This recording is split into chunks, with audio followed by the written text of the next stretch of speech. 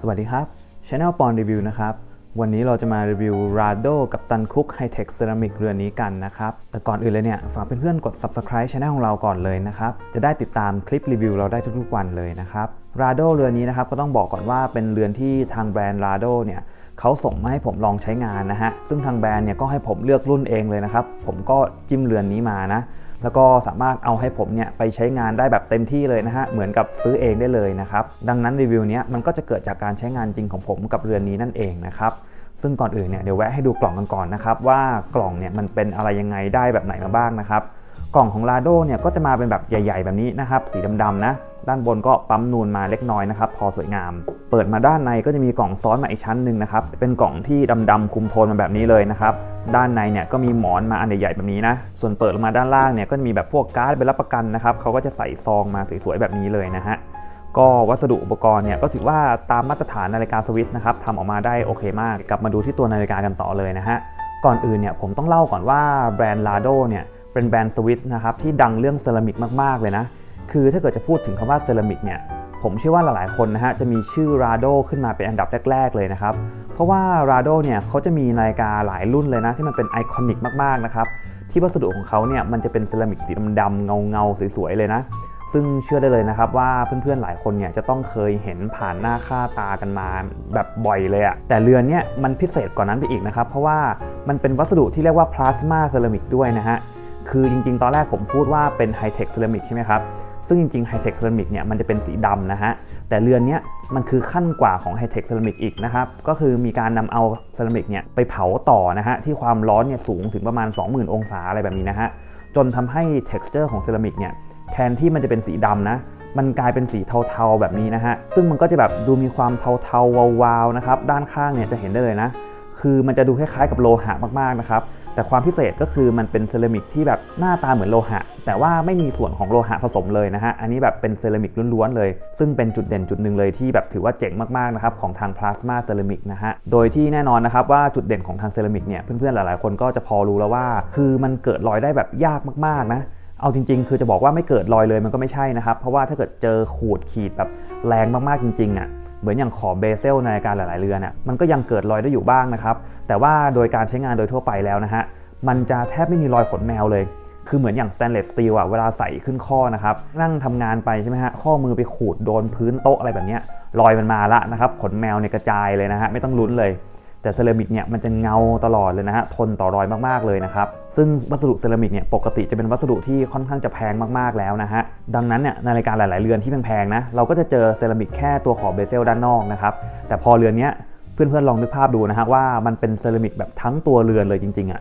แทบจะทุกส่วนที่เรามองเห็นด้วยตาตอนนี้นะครับมันเป็นเซรามิกหมดเลยนะฮะต่างสีต่างการฟินิชชิ่งอะไรกันไปเนี่ยแต่ก็เป็นเซรามิกหมดเลยนะดังนั้นเนี่ยต้องบอกได้เลยว่าเรือนนี้เป็นนาฬิกาที่จะทนต่อรอยขีดข่วนรอยแบบขนแมวอะไรแบบนี้มากๆเลยนะฮะใครที่รู้สึกว่ารับนาฬิกาที่มันมีรอยขนแมวไม่ได้เนี่ยต้องบอกว่าเรือนนี้แทบจะเป็นเนื้อคู่เลยแล้วก็อีกจุดเด่นอย่างหนึ่งของพลาสมาเซรามิกนะครับก็คือเรื่องของการที่มันเป็นสีเทานี่แหละคือนาฬิกาเซรามิกหลายๆเรือนนะครับหลายๆคนก็จะคุ้นหน้าคุ้นตากับสีขาวล้วนบ้างสีดำบ้างใช่ไหมครับซึ่งเชื่อได้เลยว่าจะมีหลายคนน่ะจริงๆรวมถึงผมเองด้วยนะที่ไม่ได้แบบถนัดกับนาฬิกาสีดำหรือสีขาวมากๆอ่ะแต่พอมันมาเป็นพลาสมาเซรามิกนะครับที่สีมันจะออกมาเทาๆคือเฉดมันจะประมาณเหมือนนาฬิกาไทเทเนียมอะไรอย่างเงี้ยให้ความรู้สึกเป็นโลหะเป็นสแตนเลสสตีลได้ประมาณหนึ่งนะครับดังนั้นเนี่ยเชื่อได้เลยว่าจะมีคนที่เฝ้ารอนาฬิกาสีประมาณแบบนี้อยู่ที่มันเป็นเซรามิกนะฮะมันจะแบบไม่มืดไม่ทะมึนเกินไปอะไรแบบนี้นะครับคนที่ชอบอะไรที่แบบมันสว่างขึ้นมาหน่อยเนี่ยตัวนี้ก็จะตอบโจทย์ได้ดีเหมือนกันเลยนะครับโอเคเดี๋ยวเรามาดูหน้าปัดด้านในกันบ้างนะครับหน้าปัดด้านในของเรือนนี้เนี่ยจะเห็นว่าเป็นแบบสเกเลตันเหมือนกันนะฮะ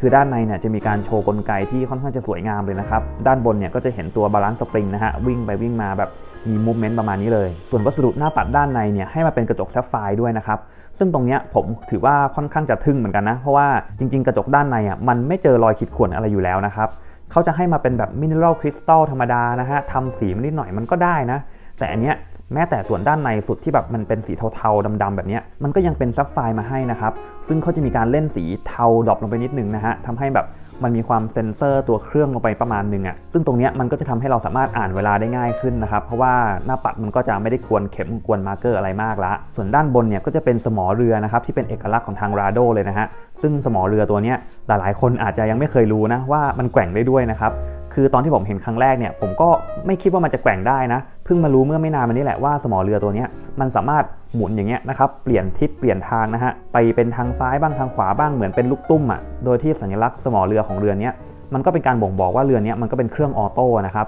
ก็แกว่งทางข้างหน้าให้ดูด้วยนะฮะด้านหลังก็แกว่งให้ดูด้วยอะไรแบบนั้นนะครับส่วนรอบๆเนี่ยก็มีมาร์เกอร์ที่ทรงก็ค่อนข้างจะยูนิคนะคือทรงแบบจะเป็นสามเหลี่ยมสี่เหลี่ยมที่ขนาดใกล้ๆกันหน่อยนะครับไม่ได้แบบใหญ่ต่างกันชัดเจนเหมือนกับนาฬิกาดำน้ำทั่วไปนะฮะแล้วก็ทุกมาร์เกอร์แล้วก็เข็มนาทีเข็มชั่วโมงเนี่ยมีรูมาให้หมดเลยนะครับเป็นซูเปอร์ลูมิโนวานะฮะแล้วก็ขอบเบเซลด้านนอกเนี่ยด้านบนก็มีรูมาให้ด้วยเหมือนกันนะครับซึ่งพอเข้าที่มืดเนี่ยเรืองแสงขึ้นมาอลังการจัดเต็มอยู่แล้วนะฮะตามสไตล์นาฬิกาที่เอาไปดำน้ำจริงจังได้เลยโดยที่ขอบเบเซลด้านนอกที่เราเห็นที่เป็นสีฟ้าเนี่ยก็แน่นอนว่าเป็นเซรามิกด้วยอยู่แล้วนะครับเพราะว่าเรือนนี้มันเป็นเซรามิกทั้งตัวเรือนอยู่ละส่วนกระจกแซฟไฟร์เนี่ยเป็นอีกจุดหนึ่งที่ผมว่าทำได้น่าสนใจมากนะครับคือกระจกของเขาเนี่ยทรงจะมาโค้งๆนะครับซึ่งทรงเนี่ยเขาจะเรียกว่าทรงชิเว่บ็อกเชฟนะฮะคือมันจะเป็นทรงที่โค้งแล้วก็ขอบเนี่ยมีความมนมีความโค้งแบบมากกว่าพวกบ็อกซ์เชฟปกติเป็นทรงที่แบบมันซับซ้อนมากนะแล้วก็ทำได้ยากมากๆนะครับซึ่งคนที่ชอบกระจกโค้งๆแบบผมเนี่ยโหเวลาจับแล้วฟินมากนะครับรูปๆดูเนี่ยมันจะมีความโค้งๆมนๆ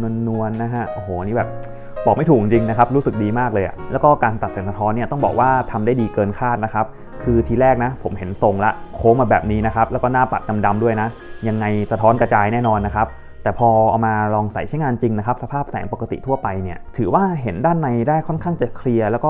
ชัดแบบเกินกว่าที่คิดไว้ประมาณนึงเลยนะฮะถือว่าใช้ได้เลยส่วนสีน้ำเงินเนี่ยมันก็จะมีบนขอบเบเซลนะครับแล้วก็ด้านในเนี่ยตรงที่มันเป็น chapter ring แล้วก็ขอบรอบๆของหน้าปัดเนี่ยมันก็จะมาเป็นสีน้ำเงินเดียวกันด้วยนะฮะซึ่งสีน้ำเงินเนี่ยเป็นเฉดที่ผมว่าโอเคนะมันจะออกแนวน้ำเงินเข้มๆนะครับซึ่งความเข้มแบบนี้ผมว่ามันเข้ากับตัวเคสได้ดีเลยคือผมจะรู้สึกแปลกทันทีนะถ้าเกิดเฉดน้ำเงินเนี่ยมันสว่างกว่านี้นะครับเพราะว่าแบบทรงมันมาคุมโทนมาขรึมมาทะมึนมากนะฮะน้ำเงินเข้มเนี่ยเป็นสีที่เหมาะกับตัวเคสสีแบบนี้มากที่สุดแล้วนะครับส่วนตัวเครื่องของเรือนนี้นะครับใช้เป็นรหัส R734 นะครับโดยที่ Hair Spring หรือว่า Balance Spring เนี่ยเขาจะใช้เป็น Nivacron นะฮะซึ่งเป็นวัสดุที่สามารถต้านทานสนามแม่เหล็กได้สูงนะแล้วก็สำรองพลังงานได้เนี่ย80 ชั่วโมงด้วยกันซึ่งแน่นอนว่ามันก็จะมีผลกับความแม่นยำนะครับเพราะว่าเรือนนี้พอวัสดุมันมาแบบนี้แล้วเนี่ยความแม่นยำความคลาดเคลื่อนเนี่ยวันหนึ่งเนี่ยบวกลบแล้วนะมันไม่เกิน10 วินาทีนะฮะซึ่งถือว่าเดินค่อนข้างจะตรงเลยนะครับดังนั้นเนี่ยเรื่องการใช้งานจริงเนี่ยไม่ต้องห่วงเลยถือว่าใช้ได้เลยแล้วก็การใช้งานของเครื่องของเรือนนี้นะครับเม็ดมะยมเนี่ยเป็นสกรูดาวคราวนะฮะเราต้องหมุนออกมาก่อนนะครับซึ่งขนาดเม็ดมะยมเนี่ยค่อนข้างจะใหญ่เหมือนกันนะแล้วก็มีโลโก้สมอเรืออยู่ข้างๆแบบนี้ด้วยนะครับ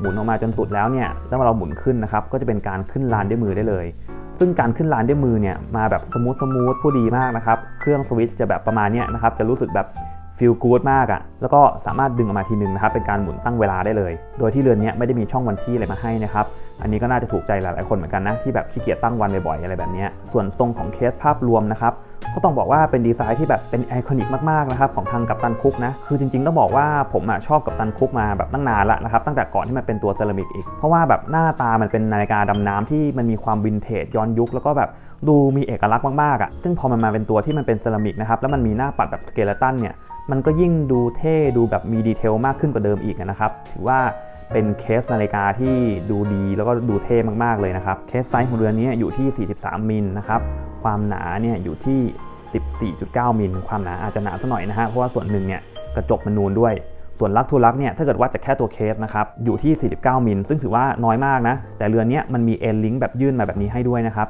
บดังนั้นเนี่ยถ้าเกิดลองวัดลักทูลักจากเอ็นลิงก์นะครับส่วนที่มันยื่นมามากที่สุดนะก็จะออกมาประมาณสัก56มิลกว่าๆนะครับเกือบ57มิลซึ่งตรงนี้แหละนะครับก็คนข้อมือเล็กเนี่ยอาจจะมีความรู้สึกในการใช้งานที่แตกต่างกับคนข้อมือใหญ่ไปสักหน่อยนะครับซึ่งเดี๋ยวจะลองใส่ให้ดูด้วยนะฮะแต่เดี๋ยวเรามาดูฝาหลังกันก่อนนะครับฝาหลังเนี่ยก็เปิดโชว์เครื่องมาแบบนี้นะกระจกด้านหลังก็เป็นซับไฟร์นะครับแล้วก็ติดสีเทาๆมานิดนึงนะครับทำให้เราก็เห็นเครื่องได้แบบไม่ได้เคลียร์ชัดเจนมากนะซึ่งอันเนี้ยแล้วแต่ชอบเลยนะเพราะว่าสีเทาเนี่ยมันก็ถือว่าเป็นการคุมธีมคุมโทนเข้ากับภาพรวมนาฬิกาได้ดีนะครับแต่ถ้าเกิดเป็นผมปกติผมจะชอบให้แบบมันโชว์เครื่องเห็นชัดๆมากกว่านี้นะครับอันนี้ก็แล้วแต่สไตล์เลยว่าชอบแบบไหนนะฮะส่วนรอบๆเนี่ยเราจะเห็นว่ามีเขียนสเปคบอกไว้ว่าเป็นไฮเทคเซรามิกนะครับแต่อย่างที่บอกไปนะว่าสีเนี่ยเป็นสีพิเศษที่เรียกว่าพลาสมาเซรามิกนะฮะ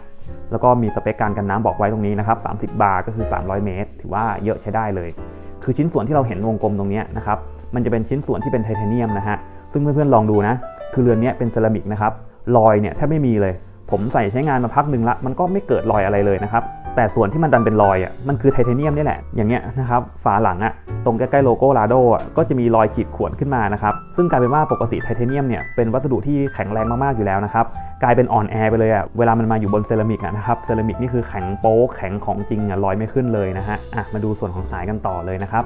บสายเนี่ยวัสดุก็เป็นเซรามิกเหมือนกันนะครับแต่ว่าเขาจะมีการเล่นฟินิชชิ่งแตกต่างกันไปนะข้อกลางเนี่ยมันจะเป็นเซรามิกแบบขัดเงานะฮะแล้วก็ข้างๆเนี่ยก็จะเป็นเซรามิกแบบขัดด้านนะคือแบบดูไม่ออกเลยว่ามันเป็นเซรามิกนะครับเพราะว่ามันดูเป็นโลหะดูมีความวาวเหมือนกับเป็นไทเทเนียมจริงๆอันนี้ใครที่ไม่ชอบเซรามิกดำๆเข้มๆนะครับผมว่าถูกชะตากับอันนี้แน่นอนเลยนะฮะส่วนเอลิงเนี่ยจะมีดีไซน์ที่แบบมีความยื่นออกมาจากเคสค่อนข้างจะเยอะนะครับซึ่งแน่นอนว่าคนที่ข้อเล็กแบบผมนะฮะจะรู้สึกว่ามันจะยื่นออกมาเลยข้อมือผมไปนิดนึงนะฮะแต่ถ้าเกิดคนที่ข้อมือแบบมาตรฐานทั่วไปนะก็จะใส่เรือนนี้ได้ค่อนข้างจะโอเคนะเพราะว่ามันมีความเอียงลงมาประมาณนึงคือมันยื่นก็จริงแต่มันไม่ได้ยื่นมาตรงๆเหมือนกับนาฬิกาหลายๆเรือนนะฮะมันก็จะเทลงมาแบบนี้นะแล้วก็สายเนี่ยก็เกาะออกมาแล้วก็พร้อมที่จะโค้งเข้ากับข้อมือเราอะไรแบบนี้นะครับส่วนบานพับเนี่ยมาแบบเล็กๆเลยนะครับซึ่งบานพับเนี่ยถือว่าผิดหูผิดตามากนะฮะมาแบบเล็กกว่าที่คิดมากเลยเพราะว่านาฬิกาเนี่ยมาแนวหน้าใหญ่มาสมบุกสมบันมากนะครับบานพับนี่ดูมินิมอลสุดๆนะฮะแล้วก็ชิ้นส่วนบานพับตรงนี้เป็นไทเทเนียมด้วยนะครับซึ่งบานพับแบบนี้มันสามารถพับได้2ตอนแบบนี้นะฮะก็คือสามารถพับฝั่งนี้มาก่อนแล้วก็พับฝั่งนี้ไปเก็บแบบนี้ได้นะครับโดยที่ถ้าเกิดใครที่อยากจะขยายสายชั่วคราวนะฮะสมมติว่าจะใส่กับเวสสูทแบบนี้เราก็เอาตรงนี้ออกมานะแล้วก็ snap แค่ตรงนี้ก็ได้มันก็แน่นแล้วนะฮะแต่หน้าตาเนี่ยมันอาจจะดูแบบประหลาดซะหน่อยนะดูแบบไม่ค่อยเรียบร้อยเท่าไหร่แต่อันนี้ก็เป็นการประยุกต์ใช้นะฮะเดี๋ยวผมลองขึ้นข้อมือให้ดูนะครับ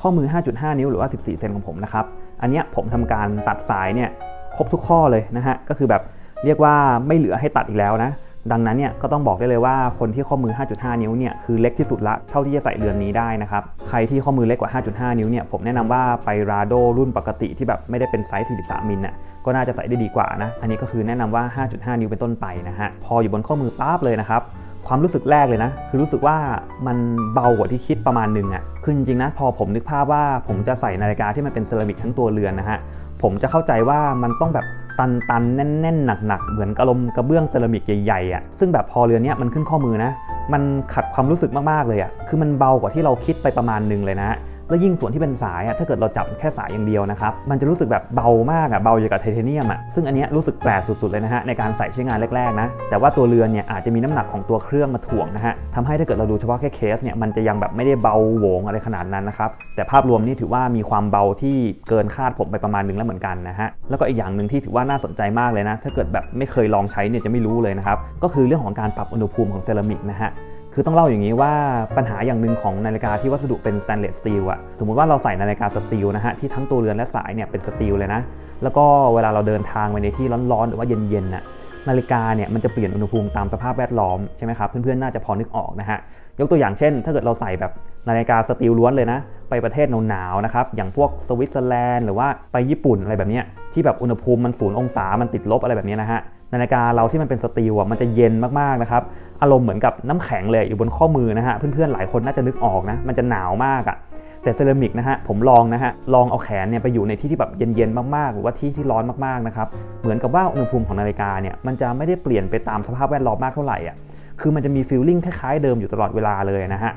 ซึ่งผมลองไปอ่านในสเปคมาแล้วนะเขาบอกว่ามันเป็นคุณสมบัติอย่างหนึ่งของเซรามิกเหมือนกันนะครับที่มันจะปรับอุณหภูมิให้แบบใกล้เคียงกับอุณหภูมิข้อมืออุณหภูมิแขนร่างกายของเราตลอดเวลานะฮะดังนั้นเนี่ยเวลาเราใส่นะมันจะรู้สึกแบบค่อนข้างจะคงที่อุณหภูมิมันจะแบบเท่าเดิมตลอดนะฮะแบบชิวๆเลยซึ่งอันนี้เป็นอย่างหนึ่งเลยที่ถือว่าดีมากนะเป็นคุณสมบัติหนึ่งเลยที่เซรามิกให้ได้แต่ว่าวัสดุอื่นเนี่ยให้ไม่ได้นะฮะแต่วัสดุแบบเซรามิกเนี่ยมันก็มีปัญหาอยู่บ้างนะครับอย่างที่ผมใช้งานมานะมันก็ไม่ใช่ว่าจะมีแต่ข้อดีอย่างเดียวนะครับอย่างแรกเลยคือสีแบบนี้มันจะมีปัญหาเรื่องรอยนิ้วมือมากๆนะครับเวลาเราใส่นาฬิกาใช่ไหมฮะมันก็ต้องมีแบบจับมาขยับขึ้นขยับลงนะครับมีจับสายอะไรบ้างแบบนี้นะครั